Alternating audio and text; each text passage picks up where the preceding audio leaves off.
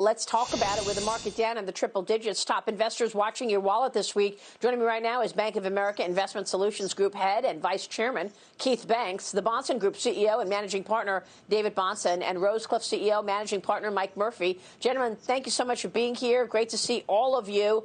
I guess, Keith, let's kick this off. I'd like to get your reaction to what we're seeing in the market as a result of this coronavirus diagnosis of the president. How do you see it, Keith? Well, not surprising, Maria. I mean, obviously, our best wishes go out to the president and the first lady.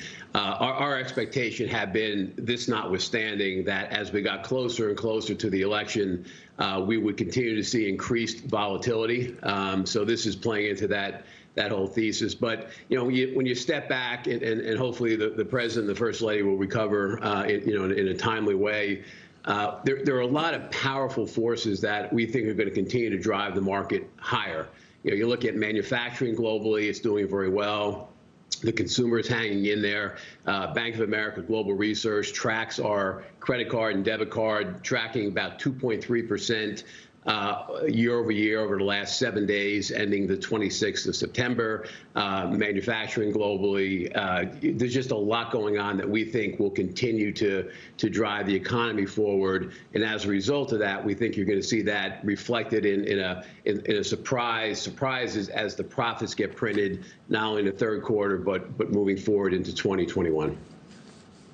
Yeah, I think you make really good points because we have seen the worst, it feels like, in terms of the broad economic backdrop. Keith, do you agree with that? And are you expecting growth and an earnings pickup in the fourth quarter?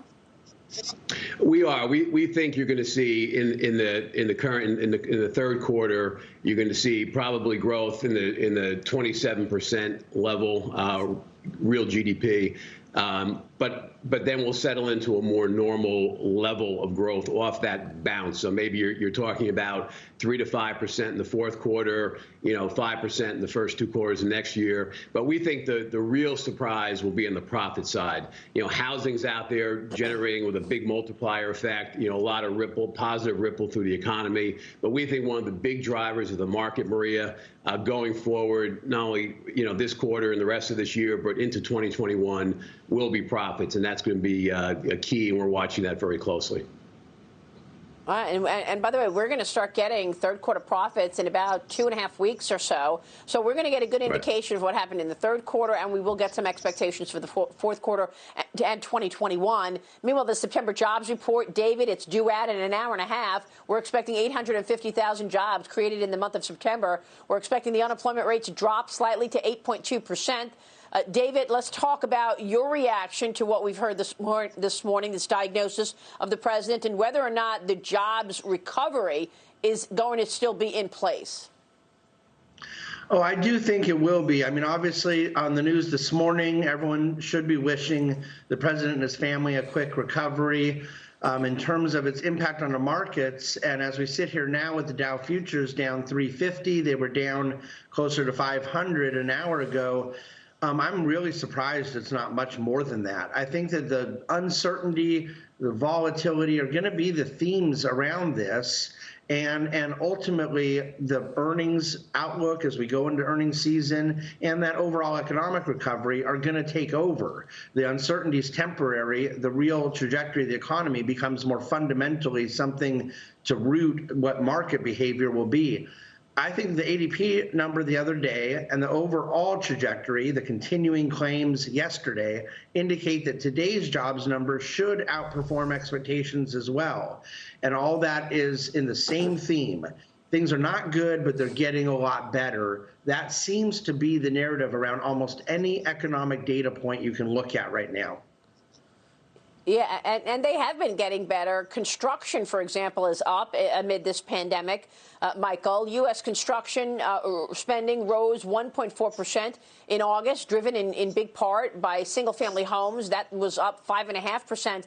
Mike, what's your take here? Are we going to still see home sales rise? We've got, obviously, the president and First Lady's diagnosis to deal with over the near term. We've got 32 days before the election. But underlying this breaking news, we've seen an economy that has begun to come back, whether you look at housing or even capital expenditures, Mike, CapEx.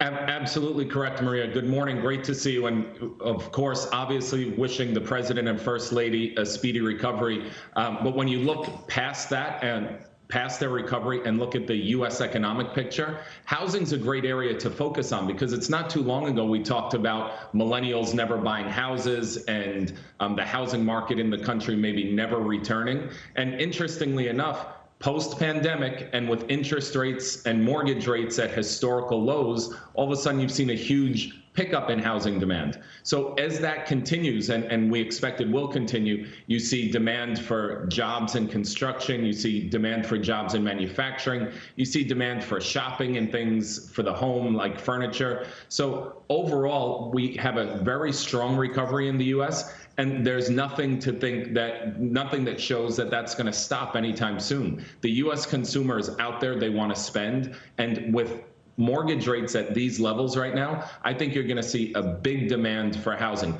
Some people moving from cities to suburbs, some people moving into cities, believe it or not. But one way or the other, people now, we're no longer a complete rental economy. People want to buy homes and own homes, and that has a big trickle-down effect across the entire economy. It sounds like you would all buy into today's sell-off. You got to decline. It's not that significant. It's only 300 points, but still, you want to be buying this market. Absolutely. It's, because again, this is a short-term concern, will cause short-term volatility, but it doesn't change the bigger picture at all. Gentlemen, thank you so much. Keith Banks, David Bahnsen, and Mike Murphy. Great to see you all, gentlemen. Thank you.